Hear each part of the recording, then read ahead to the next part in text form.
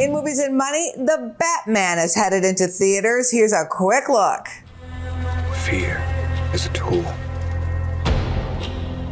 But when that light hits the sky, it's not just a call.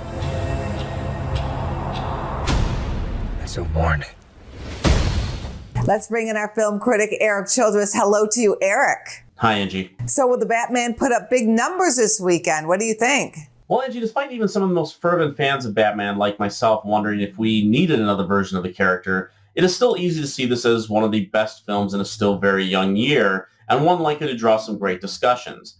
Matt Reeves, who was responsible for the first Cloverfield film, as well as the last two entries in the recent Planet of the Apes trilogy, has a very distinct vision for this Batman, with Robert Pattinson bringing a real dark energy to a Bruce Wayne that is just a couple of years into his journey of vengeance for the people of Gotham.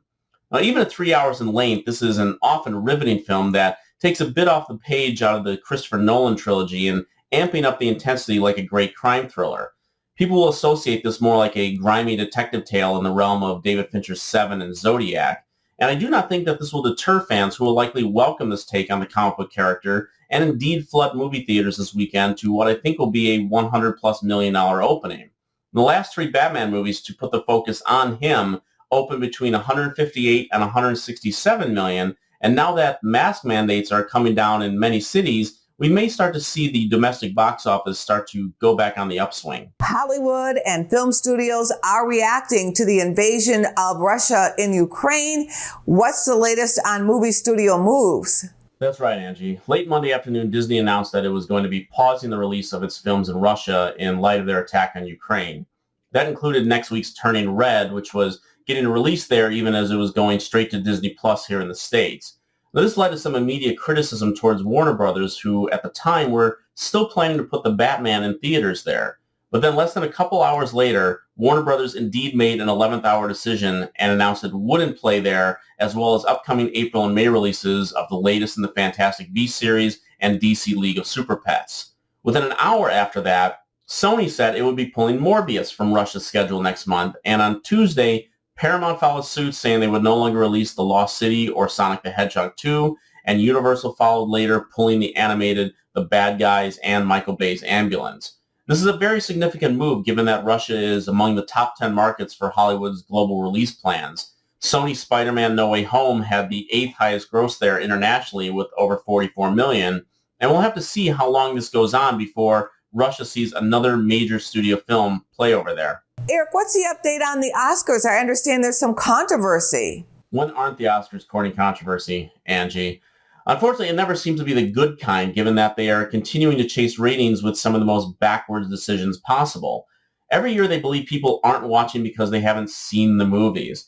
Now, there was some outspoken rhetoric from Kevin Smith and Jimmy Kimmel because the new Spider-Man film didn't get a Best Picture nomination, as if all those fans would tune in to see it eventually lose and swear never to watch the Oscars again.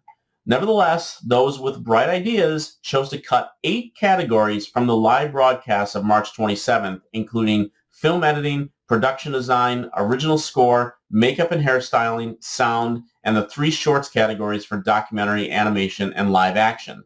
Pretty much alienating all the loyal Oscar watchers over the years, not to mention those branches of the Academy and all those great artists who helped make these films come alive, not getting their big live moment with a statue and acknowledgement on TV. Now, the funny part of all this is they also created this ridiculous Oscars fan favorite category that is being voted on that will be a part of the ceremony. Now, voting ends today for it, and Spider-Man No Way Home is on the leaderboard, but so are films like Army of the Dead, the Camila Cabello Cinderella film, Malignant, and Minamata, a 2-year-old Johnny Depp film that got buried until a small release last month. Now, I voted for my number 1 film of 2021, The Green Knight, which also got 0 Oscar nominations, but clearly voters are having a little fun with the Oscars in trying to embarrass them for chasing down new customers instead of appeasing their most loyal ones. Well, thank you, Erik, for keeping your eyes on the film industry for us. Thank you. Thank you, Angie. Go to businessfirstam.com for where to see our show on TV.